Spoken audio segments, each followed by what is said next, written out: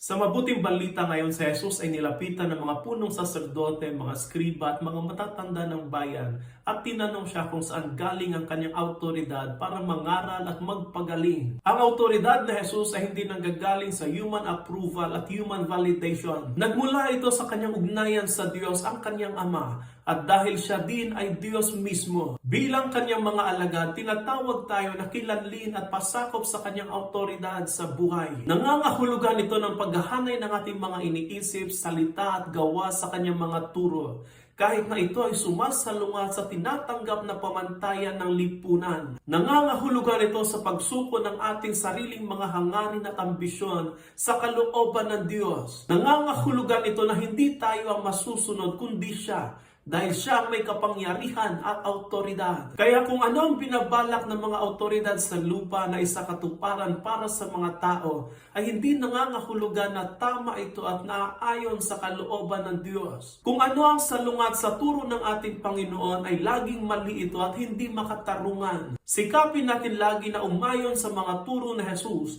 na nagmumula sa kanyang autoridad bilang Diyos. Autoridad na nagpapalaya at nagliligtas.